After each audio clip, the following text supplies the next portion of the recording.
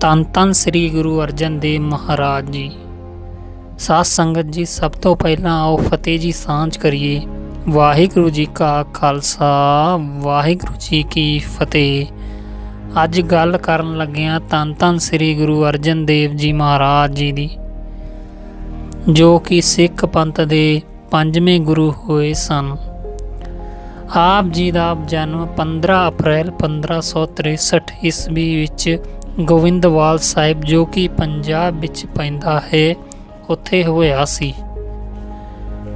ਆਪ ਜੀ ਦੇ ਪਿਤਾ ਦਾ ਨਾਮ ਗੁਰੂ ਰਾਮਦਾਸ ਜੀ ਸਨ, ਜੋ ਕਿ ਸਿੱਖ ਪੰਥ ਦੇ ਚੌਥੇ ਗੁਰੂ ਸਨ, ਅਤੇ ਮਾਤਾ ਜੀ ਦਾ ਨਾਮ ਮਾਤਾ ਭਾਨੀ ਜੀ ਸਨ। ਆਪ ਜੀ ਬਹੁਤ ਹੀ ਆਪਦੇ ਪਿਤਾ ਜੀ ਦੇ ਆਗਿਆਕਾਰੀ ਪੁੱਤਰ ਸਨ, ਅਤੇ ਮਾਤਾ ਜੀ ਛੋਟੇਪਰ ਤੋਂ ਹੀ ਆਪ ਜੀ ਨੂੰ ਕਹਿੰਦੀ ਸੀ ਕਿ ਆਪਦੇ ਪਿਤਾ ਨੂੰ ਪਿਤਾ ਨਾ ਸਮਝੀ, ਉਹ ਆਪਣੇ ਗੁਰੂ ਨੇ, ਉਹਨਾਂ ਨੂੰ ਗੁਰੂ ਸਮਝ ਕੇ ਗੁਰੂ ਪਿਤਾ ਦੀ ਸੇਵਾ ਕਰੀ। ਆਪ ਜੀ ਬਹੁਤ ਹੀ ਸੇਵਾ ਕਰਦੇ ਸਨ ਧੰਨ ਗੁਰੂ ਰਾਮਦਾਸ ਮਹਾਰਾਜ ਜੀ ਦੀ। ਕੋਈ ਵੀ ਕਹਿਣਾ ਨਹੀਂ ਮੋੜਦੇ ਸਨ ਆਪ ਜੀ। ਹਰ ਇੱਕ ਸੇਵਾ ਆਪ ਜੀ ਸਤ ਬਚਨ ਕਹਿ ਕੇ ਕਰਦੇ ਸਨ। ਇੱਕ ਵਾਰੀ ਆਪ ਜੀ ਦੇ ਤਾਇਆ ਜੀ ਲਾਹੌਰ ਤੋਂ ਆਏ ਤੇ ਮਹਾਰਾਜ ਦੀ ਹਜ਼ੂਰੀ ਵਿੱਚ ਜਾ ਕੇ ਆਖਦੇ ਹਨ, ਮਹਾਰਾਜ, ਆਪ ਜੀ ਦੀ ਬੇਟੀ ਦਾ ਵਿਆਹ ਹੈ, ਕਿਰਪਾ ਕਰਕੇ ਆਪ ਜੀ ਦੇ ਚਰਨ ਲਾਹੌਰ ਵਿੱਚ ਪਾਓ। ਤਾਂ ਧੰਨ ਗੁਰੂ ਰਾਮਦਾਸ ਜੀ ਆਖਦੇ ਸਨ ਕਿ ਇੱਥੇ ਗੋਬਿੰਦਵਾਲ ਸਾਹਿਬ ਵਿੱਚ ਸੇਵਾ ਚੱਲ ਰਹੀ ਹੈ, ਮੈਂ ਤਾਂ ਨਹੀਂ ਆ ਸਕਦਾ। ਤੁਸੀਂ ਇੰਜ ਕਰੋ, ਵੱਡੇ ਪੁੱਤਰ ਪ੍ਰਿਥਵੀ ਚੰਦ ਨੂੰ ਲੈ ਜਾਓ। ਪ੍ਰਿਥਵੀ ਚੰਦ ਨੂੰ ਬੁਲਾਇਆ ਗਿਆ ਤੇ ਉੱਥੇ ਮਹਾਰਾਜ ਜੀ ਧੰਨ ਸ੍ਰੀ ਗੁਰੂ ਰਾਮਦਾਸ ਜੀ ਆਖਦੇ ਹਨ ਪ੍ਰਿਥਵੀ ਚੰਦ ਨੂੰ ਕਿ ਆਪ ਜੀ ਲਾਹੌਰ ਜਾਓ ਤੇ ਆਪਦੇ ਤਾਇਆ ਜੀ ਦੇ ਉੱਥੇ ਜਾ ਕੇ ਸੇਵਾ ਕਰੋ ਤੇ ਉੱਥੇ ਸਤਸੰਗ ਕਰੋ ਜਾ ਕੇ। ਪ੍ਰਿਥਵੀ ਚੰਦ ਜੀ ਸੋਚਦਾ ਹੈ ਕਿ ਜੇ ਮੈਂ ਇੱਥੋਂ ਚਲਿਆ ਗਿਆ ਤਾਂ ਹੋ ਸਕਦਾ ਇਹ ਗੁਰਗੱਦੀ ਆਪ ਜੀ ਕਿਸੇ ਹੋਰ ਨੂੰ ਦੇ ਦੇਣ। ਇਸ ਕਰਕੇ ਆਪ ਜੀ ਨੇ ਬਹਾਨਾ ਲਾਤਾ ਕਿ ਮਹਾਰਾਜ, ਇੱਥੇ ਵੀ ਬਹੁਤ ਕੰਮ ਨੇ, ਇੱਥੇ ਵੀ ਬਹੁਤ ਸੇਵਾ ਚੱਲ ਰਹੀ ਹੈ, ਮੈਨੂੰ ਇੱਥੇ ਹੀ ਰਹਿਣ ਦਿਓ, ਸੇਵਾ ਕਰਨ ਦਾ ਇੱਥੇ ਹੀ ਮੌਕਾ ਦਿਓ। ਆਪ ਜੀ ਮਹਾਦੇਵ ਨੂੰ ਘਲਾ ਦਿਓ, ਜੋ ਕਿ ਗੁਰੂ ਰਾਮਦਾਸ ਜੀ ਦੇ ਦੂਜੇ ਪੁੱਤਰ ਸਨ। ਉਸ ਤੋਂ ਉਪਰੰਤ ਗੁਰੂ ਰਾਮਦਾਸ ਜੀ ਨੇ ਮਹਾਦੇਵ ਜੀ ਨੂੰ ਸੱਦਿਆ ਤੇ ਆਖਿਆ, ਬੇਟਾ ਜੀ, ਆਪ ਜੀ ਦੇ ਤਾਇਆ ਜੀ ਨਾਲ ਜਾਓ ਤੇ ਉੱਥੇ ਸਤਸੰਗ ਤੇ ਸੇਵਾ ਕਰੋ ਜਾ ਕੇ। ਲਾਹੌਰ ਵਿੱਚ ਤਾਇਆ ਜੀ ਰਹਿੰਦੇ ਸਨ। ਤਾਂ ਮਹਾਦੇਵ ਜੀ ਨੇ ਆਖਿਆ, ਮਹਾਰਾਜ, ਮੈਨੂੰ ਨਾਮ ਸਿਮਰਨ ਦੇ ਵਿੱਚ ਡੁੱਬਿਆ ਹੀ ਰਹਿਣ ਦਿਓ, ਇਹਦੇ ਤੋਂ ਸਿਵਾ ਮੈਨੂੰ ਕੁਛ ਚੰਗਾ ਨਹੀਂ ਲੱਗਦਾ, ਕਿਰਪਾ ਕਰਕੇ ਮੈਨੂੰ ਨਾ ਭੇਜੋ ਉੱਥੇ। ਫਿਰ ਉਸ ਤੋਂ ਉਪਰੰਤ ਧੰਨ ਧੰਨ ਸ੍ਰੀ ਗੁਰੂ ਰਾਮਦਾਸ ਜੀ ਅਰਜਨ ਦੇਵ ਜੀ ਨੂੰ ਸੱਦਦੇ ਹਨ ਤੇ ਆਖਦੇ ਹਨ, ਬੇਟਾ ਜੀ, ਜਾਓ ਆਪਦੇ ਤਾਇਆ ਜੀ ਨਾਲ ਉੱਥੇ ਸੇਵਾ ਕਰੋ ਤੇ ਜਦੋਂ ਤੱਕ ਨਾ ਸੱਦਿਆ ਜਾਵੇ ਉਦੋਂ ਤੱਕ ਨਾ ਆਇਓ, ਲਾਹੌਰ ਜਾ ਕੇ ਸੰਗਤਾਂ ਨੂੰ ਨਿਹਾਲ ਕਰੋ। ਗੁਰੂ ਅਰਜਨ ਦੇਵ ਜੀ ਆਪ ਜੀ ਦੇ ਪਿਤਾ ਜੀ ਦੀ ਕੋਈ ਵੀ ਗੱਲ ਨਹੀਂ ਮੋੜਦੇ ਸਨ ਅਤੇ ਉਹ ਚਲੇ ਜਾਂਦੇ ਹਨ ਆਪ ਜੀ ਦੇ ਤਾਇਆ ਜੀ ਦੇ ਨਾਲ ਲਾਹੌਰ ਵਿੱਚ। ਉੱਥੇ ਸਤਸੰਗ ਕਰਦੇ ਨੇ ਤੇ ਨਿਤਨੇਮ ਦੇ ਵਿੱਚ ਡੁੱਬਿਆ ਹੀ ਰਹਿੰਦੇ ਸਨ। ਬਹੁਤ ਹੀ ਸੰਗਤਾਂ ਨੂੰ ਨਿਹਾਲ ਕੀਤਾ ਆਪ ਜੀ ਨੇ ਲਾਹੌਰ ਦੀ ਧਰਤੀ 'ਤੇ।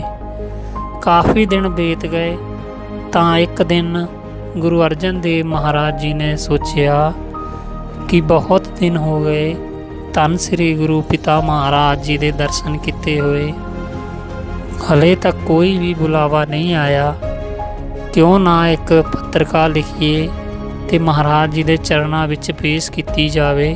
ਤਾਂ ਧੰਨ ਧੰਨ ਸ੍ਰੀ ਗੁਰੂ ਅਰਜਨ ਦੇਵ ਮਹਾਰਾਜ ਜੀ ਪੱਤਰਕਾ ਵਿੱਚ ਨੰਬਰ 1 ਪਾ ਕੇ ਲਿਖਦੇ ਹਨ। ਕੀ ਸ਼ਬਦ ਨੇ, ਧਿਆਨ ਨਾਲ ਸੁਣਨਾ ਵਾਹਿਗੁਰੂ ਜੀ। ਆਪ ਜੀ ਨੇ ਸ਼ੁਰੂਆਤ ਇੱਕ ਓੰਕਾਰ ਸਤਿਗੁਰ ਪ੍ਰਸਾਦ ਤੋਂ ਕੀਤੀ।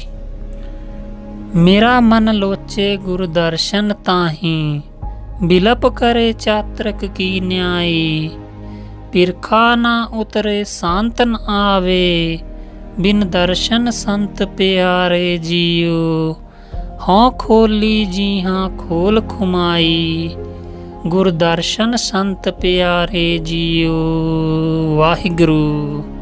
ये शब्द आप जी ने पत्रिका दे विच लिखे सन ते एक गुरसिख नूं सद्दिया ते आख्या ਇਹ ਪੱਤਰਕਾ ਧੰਨ ਧੰਨ ਸ੍ਰੀ ਗੁਰੂ ਪਿਤਾ ਮਹਾਰਾਜ ਜੀ ਦੇ ਚਰਨਾਂ ਦੇ ਵਿੱਚ ਪੇਸ਼ ਕਰਿਓ ਅਤੇ ਉਸ ਤੋਂ ਬਾਅਦ ਜੋ ਹੁਕਮ ਕਰਦੇ ਹਨ ਉਹ ਮੈਨੂੰ ਦੱਸਿਓ। ਉਹ ਗੁਰਸਿੱਖ ਪੱਤਰਕਾ ਲੈ ਕੇ ਤੁਰ ਪੈਂਦਾ ਹੈ ਅਤੇ ਰਾਸਤੇ ਵਿੱਚ ਵੇਖਦਾ ਹੈ ਪ੍ਰਿਥਵੀ ਚੰਦ ਜੀ ਸੇਵਾ ਕਰ ਰਹੇ ਹਨ। ਪੰਡਾਲ ਲੱਗਾ ਹੋਇਆ ਬਹੁਤ ਹੀ ਵੱਡਾ, ਉੱਥੇ ਪ੍ਰਿਥਵੀ ਚੰਦ ਸੇਵਾ ਕਰ ਰਹੇ ਸੀ ਅਤੇ ਜਾਂਦਿਆਂ ਜਾਂਦਿਆਂ ਉਹ ਗੁਰਸਿੱਖ ਨੇ ਸੋਚਿਆ ਪ੍ਰਿਥਵੀ ਚੰਦ ਜੀ ਨੂੰ ਵੀ ਮਿਲਦੇ ਚੱਲੀਏ। ਗੁਰਸਿੱਖਾ ਕਿੱਥੋਂ ਆਏ ਹੋ?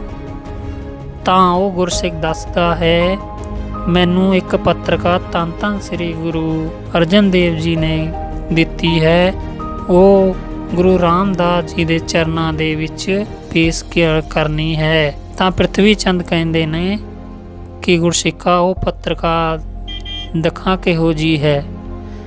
ਤਾਂ ਉਹ ਗੁਰਸਿੱਖ ਪ੍ਰਿਥਵੀ ਚੰਦ ਨੂੰ ਉਹ ਪੱਤਰਕਾ ਦਿੰਦਾ ਹੈ।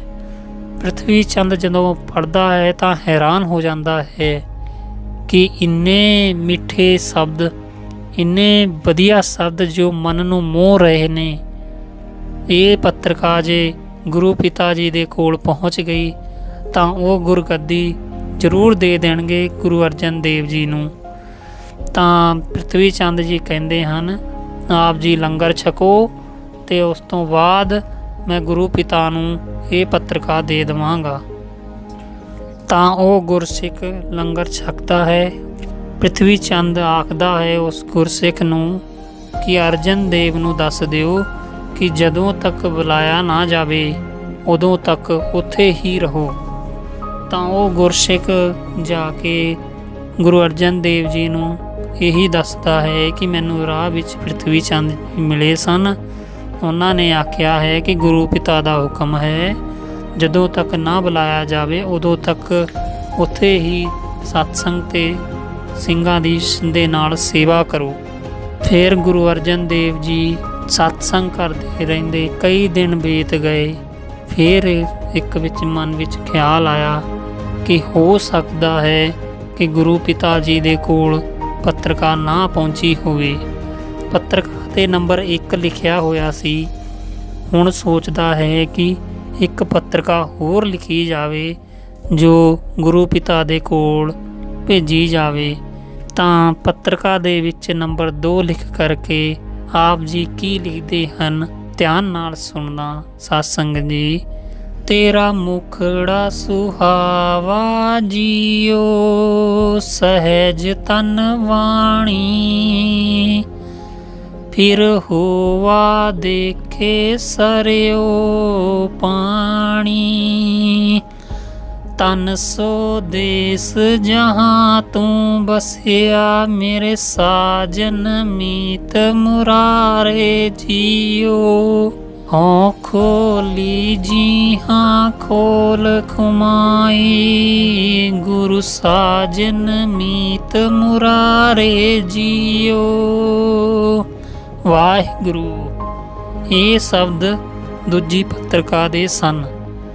2 ਨੰਬਰ ਪਾ ਕੇ ਆਪ ਜੀ ਨੇ ਉਸੇ ਗੁਰਸਿੱਖ ਨੂੰ ਫੇਰ ਸੱਦਿਆ ਤਾਂ ਆਖਿਆ ਕਿ ਇਹ ਪਿਤਾ ਮਹਾਰਾਜ ਦੇ ਚਰਨਾਂ ਦੇ ਵਿੱਚ ਪੇਸ਼ ਕੀਤੀ ਜਾਵੇ, ਉਸ ਤੋਂ ਉਪਰੰਤ ਜੋ ਹੁਕਮ ਹੋਣਾ ਉਹ ਮੈਨੂੰ ਦੱਸਿਓ। ਉਹ ਗੁਰਸਿੱਖ ਫੇਰ ਚਲਿਆ ਜਾਂਦਾ ਹੈ ਤਾਂ ਰਾਹ ਵਿੱਚ ਫੇਰ ਪ੍ਰਿਥਵੀ ਚੰਦ ਮਿਲ ਜਾਂਦੇ ਹਨ। ਪ੍ਰਿਥਵੀ ਚੰਦ ਉਸ ਗੁਰਸਿੱਖ ਨੂੰ ਆਖਦੇ ਹਨ ਕਿ ਹੁਣ ਕੀ ਲਾਹੌਰ ਤੋਂ ਸੂਚਨਾ ਲੈ ਕੇ ਆਏ ਹੋ? ਤਾਂ ਉਹ ਗੁਰਸਿੱਖ ਆਖਦਾ ਹੈ ਕਿ ਮੈਂ ਗੁਰੂ ਪਿਤਾ ਮਹਾਰਾਜ ਧੰਨ ਧੰਨ ਸ੍ਰੀ ਗੁਰੂ ਰਾਮਦਾਸ ਜੀ ਦੇ ਲਈ ਪੱਤਰਕਾ ਲੈ ਕੇ ਆਇਆ ਹੈ, ਗੁਰੂ ਅਰਜਨ ਦੇਵ ਜੀ ਨੇ ਘੱਲੀ ਹੈ। ਪ੍ਰਿਥਵੀ ਚੰਦ ਕਹਿੰਦਾ ਹੈ ਉਹ ਪੱਤਰਕਾ ਮੈਨੂੰ ਦੇ ਦਿਓ, ਮੈਂ ਪਿਤਾ ਮਹਾਰਾਜ ਦੇ ਚਰਨਾਂ ਦੇ ਵਿੱਚ ਪੇਸ਼ ਕਰ ਦੇਵਾਂਗਾ। फिर prithvi चंद वो पढ़ता है तो बहुत ही ज़्यादा हैरान हो जाता है। अखां खुलियां ही रह जांदियां हन कि इन्ने वड्डे वड्डे वचन अर्जन देव हुणे ही करन लग्या। जे पिता महाराज नूं ये पत्रिका दे दित्ती तां पिता महाराज तां झट ही उन्हां नूं गुरगद्दी दे देणगे। ਇਹਦੇ ਵਿੱਚ बहुत ही लालच भरिया होया सी गुरगद्दी दा prithvi चंद दे विच। prithvi चंद बहुत ही क्रूर दिमाग दा बंदा सी। फिर बाद च कहंदा है गुरसिख नूं कि आप जी लंगर छको ते अर्जन देव जी नूं दस दिओ कि जदों तक बुलाया ना जावे उत्थे ही सेवा करो। वो गुरसिख जाके फिर ही उवें ही दस दिंदा है जिवें prithvi चंद ने दस्सिया ही। उस तो बाद बहुत ही दिन फिर बीत गए।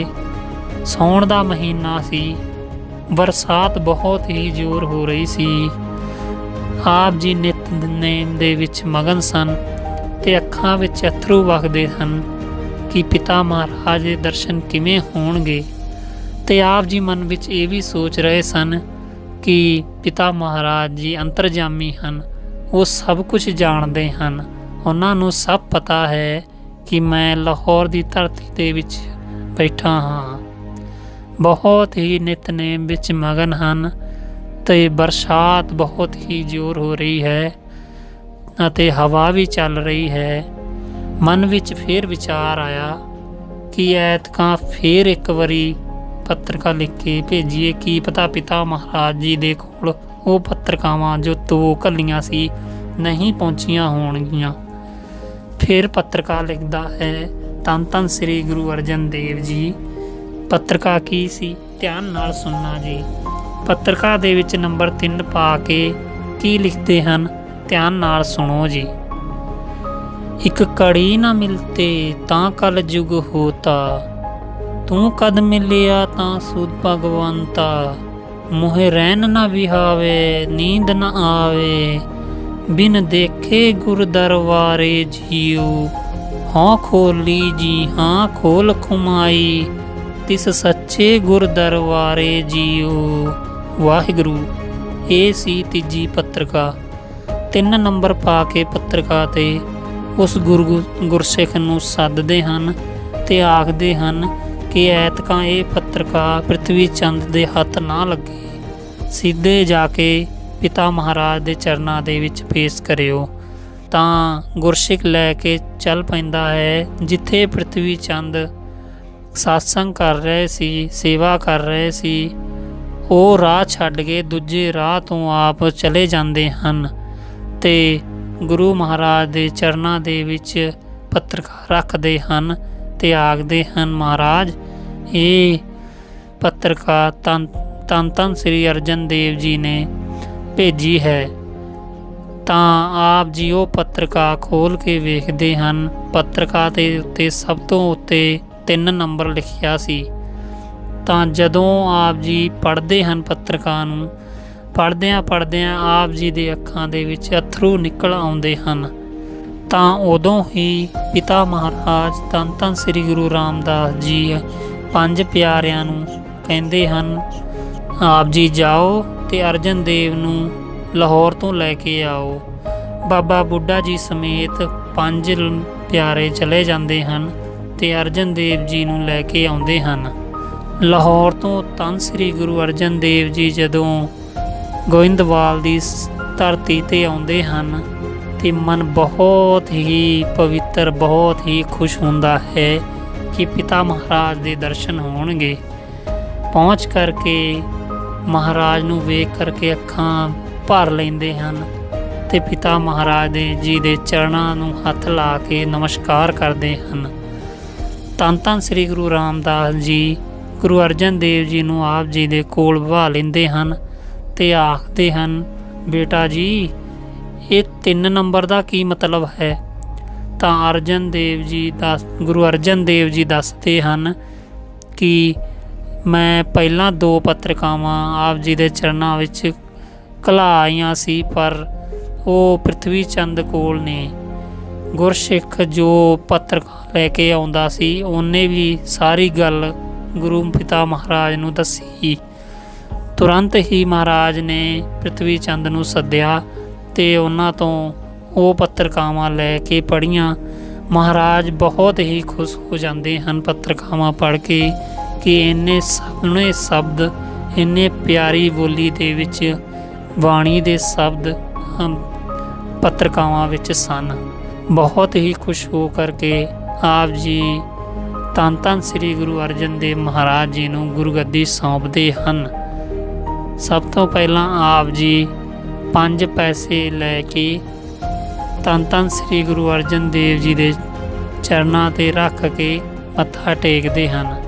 ਫਿਰ ਧੰਨ ਸ੍ਰੀ ਗੁਰੂ ਅਰਜਨ ਦੇਵ ਜੀ ਗੁਰੂ ਨਾਨਕ ਦੇਵ ਜੀ ਦੀ ਗੱਦੀ ਦੀ ਪਰਿਕਰਮਾ ਕਰਕੇ ਆਪ ਜੀ ਗੁਰਗੱਦੀ ਨੂੰ ਸਾਂਭਦੇ ਹਨ। ਇੱਦਾਂ ਧੰਨ ਸ੍ਰੀ ਗੁਰੂ ਅਰਜਨ ਦੇਵ ਜੀ ਗੁਰਗੱਦੀ 'ਤੇ ਵਿਰਾਜਮਾਨ ਹੋਏ ਸਨ। ਉਸ ਤੋਂ ਬਾਅਦ ਆਪ ਜੀ ਨੇ ਬਹੁਤ ਹੀ ਸੰਗਤਾਂ ਨੂੰ ਗੁਰੂ ਦੇ ਲੜ ਲਾਇਆ। ਉਸ ਤੋਂ ਬਾਅਦ ਆਪ ਜੀ ਨੇ ਤਰਨ ਤਾਰਨ ਦੀ ਧਰਤੀ 'ਤੇ ਸਰੋਵਰ ਦੀ ਨਿਊ ਰੱਖੀ। ਉੱਥੇ ਬਹੁਤ ਹੀ ਵੱਡਾ ਗੁਰਦੁਆਰਾ ਹੈ, ਆਪ ਜੀ ਜਾਣਦੇ ਹੀ ਹੋ। ਉਸ ਤੋਂ ਬਾਅਦ ਆਪ ਜੀ ਗੋਇੰਦਵਾਲ ਦੀ ਧਰਤੀ 'ਤੇ ਬਹੁਤ ਹੀ ਸੇਵਾ ਕਰਦੇ ਹਨ ਅਤੇ ਨਿਤਨੇਮ ਵਿੱਚ ਜੁੜੇ ਰਹਿੰਦੇ ਹਨ ਅਤੇ ਬਹੁਤ ਹੀ ਸੰਗਤਾਂ ਨੂੰ ਗੁਰੂ ਦੇ ਲੜ ਲਾਉਂਦੇ ਹਨ। ਬਹੁਤ ਹੀ ਸੰਗਤਾਂ ਨੂੰ ਆਪ ਜੀ ਨੇ ਗੁਰੂ ਦੇ ਲੜ ਲਾਇਆ। ਆਪ ਜੀ ਦਾ ਵਿਆਹ 1579 ਦੇ ਵਿੱਚ ਮਾਤਾ ਗੰਗਾ ਜੀ ਦੇ ਨਾਲ ਹੋਇਆ ਸੀ ਅਤੇ ਆਪ ਜੀ ਦੇ 2 ਪੁੱਤਰ ਸਨ। ਉਸ ਤੋਂ ਬਾਅਦ ਜੂਨ ਦੇ ਮਹੀਨੇ ਵਿੱਚ ਸੰਨ 1606 ਈਸਵੀ ਵਿੱਚ ਆਪ ਜੀ ਗੁਰੂ ਹਰਗੋਬਿੰਦ ਸਾਹਿਬ ਜੀ ਮਹਾਰਾਜ ਜੀ ਨੂੰ ਗੁਰਗੱਦੀ ਸੌਂਪ ਕਰਕੇ ਲਾਹੌਰ ਦੀ ਧਰਤੀ 'ਤੇ ਜਾਂਦੇ ਹਨ, ਜਿੱਥੇ ਕਿ ਜਹਾਂਗੀਰ ਆਪ ਜੀ ਨੂੰ ਕੈਦ ਕਰ ਲੈਂਦੇ ਹਨ ਅਤੇ ਬਹੁਤ ਹੀ ਕਰੂਰਤਾ ਦੇ ਨਾਲ ਆਪ ਜੀ ਨੂੰ ਮਾਰਨ ਦੀ ਸਜ਼ਾ ਸੁਣਾ ਦਿੰਦੇ ਹਨ। ਆਪ ਜੀ ਨੂੰ ਜਹਾਂਗੀਰ ਨੇ ਹੁਕਮ ਦਿੱਤਾ ਕਿ ਤੱਤੀ ਤਵੀ 'ਤੇ ਬਹਾਇਆ ਜਾਵੇ ਅਤੇ ਉੱਤੇ ਰੇਤ ਪਾਈ ਜਾਵੇ। ਜਹਾਂਗੀਰ ਨੇ ਆਪ ਜੀ ਦੇ ਉੱਪਰ ਬਹੁਤ ਹੀ ਜ਼ੁਲਮ ਕੀਤੇ, ਪਰ ਧੰਨ ਸ੍ਰੀ ਗੁਰੂ ਅਰਜਨ ਦੇਵ ਮਹਾਰਾਜ ਜੀ ਨਿਰੰਤਰ ਬਾਣੀ ਦੇ ਵਿੱਚ ਲੀਨ ਰਹਿੰਦੇ ਸਨ ਅਤੇ ਆਖਦੇ ਸਨ, ਜਦੋਂ ਤੱਤੀ ਤਵੀ ਦੇ ਉੱਤੇ ਆਪ ਜੀ ਨੂੰ ਬਹਾਇਆ ਤਾਂ ਕੀ ਲਫ਼ਜ਼ ਕਹਿੰਦੇ ਸਨ, ਧੰਨ ਧੰਨ ਸ੍ਰੀ ਗੁਰੂ ਅਰਜਨ ਦੇਵ ਮਹਾਰਾਜ ਜੀ, ਤੇਰਾ ਕੀਆ ਮਿੱਠਾ ਲਾਗੈ, ਤੇਰੇ ਬਾਣੇ ਵਿੱਚ ਅੰਮ੍ਰਿਤ ਵਰਸੈ। ਵਾਹਿਗੁਰੂ ਧੰਨ ਹੈ ਮੇਰੇ ਅਰਜਨ ਦੇਵ ਮਹਾਰਾਜ ਜੀ ਦੀ ਕਮਾਈ। ਗੁਰਸਿੱਖੋ, ਗੁਰੂ ਬਣਨਾ ਵੀ ਕੋਈ ਸੌਖੀ ਗੱਲ ਨਹੀਂ ਗੀ। ਧੰਨ ਸ੍ਰੀ ਗੁਰੂ ਅਰਜਨ ਦੇਵ ਮਹਾਰਾਜ ਜੀ ਨੇ ਕਿੰਨੇ ਜੁਰਮ ਸਹੇ, ਕਿੰਨੇ ਕਸ਼ਟ ਸਹੇ ਅਤੇ ਮਨ ਵਿੱਚ ਬਾਣੀ ਤੋਂ ਸਿਵਾ ਕੁਛ ਨਹੀਂ ਦਿਸਦਾ ਸੀ ਉਹਨਾਂ ਦੇ। ਬਹੁਤ ਹੀ ਨਿਤਨੇਮ ਦੇ ਪੁਜਾਰੀ ਸਨ ਧੰਨ ਧੰਨ ਸ੍ਰੀ ਗੁਰੂ ਅਰਜਨ ਦੇਵ ਮਹਾਰਾਜ ਜੀ। ਉਸ ਤੋਂ ਬਾਅਦ ਜੂਨ 1606 ਈਸਵੀ ਵਿੱਚ ਆਪ ਜੀ ਨੂੰ ਅਰਧ ਮੂਰਛਿਤ ਸਰੀਰ ਵਿੱਚ ਰਾਵੀ ਨਦੀ ਦੇ ਵਿੱਚ ਵਹਾ ਦਿੱਤਾ ਸੀ। ਉੱਥੇ ਹੀ ਮਹਾਰਾਜ ਜੀ ਦਾ ਸਰੀਰ ਅਲੋਪ ਹੋ ਜਾਂਦਾ ਹੈ। ਇਹ ਸੀ ਧੰਨ ਧੰਨ ਸ੍ਰੀ ਗੁਰੂ ਅਰਜਨ ਦੇਵ ਜੀ ਦੀ ਸਾਖੀ। ਵਾਹਿਗੁਰੂ ਜੀ, ਵੀਡੀਓ ਚੰਗੀ ਲੱਗੀ ਹੋਵੇ ਤਾਂ ਲਾਈਕ ਅਤੇ ਸ਼ੇਅਰ ਜ਼ਰੂਰ ਕਰ ਦਿਓ। ਅੱਗੇ ਵੀ ਜ਼ਰੂਰ ਭੇਜ ਦਿਓ ਵਾਹਿਗੁਰੂ ਜੀ, ਤਾਂ ਕਿ ਹੋਰ ਵੀ ਗੁਰਸਿੱਖ ਆਪਣੇ ਨਾਲ ਜੁੜ ਸਕਣ। ਅਤੇ ਚੈਨਲ ਨੂੰ ਸਬਸਕ੍ਰਾਈਬ ਜ਼ਰੂਰ ਕਰ ਦੇਣਾ। ਸੱਚੇ ਪਾਤਸ਼ਾਹ ਜੀ ਦਾ ਇਹ ਚੈਨਲ GSP ਸ਼ਬਦ ਵਿਚਾਰ। ਵਾਹਿਗੁਰੂ ਜੀ ਕਾ ਖਾਲਸਾ, ਵਾਹਿਗੁਰੂ ਜੀ ਕੀ ਫਤਿਹ।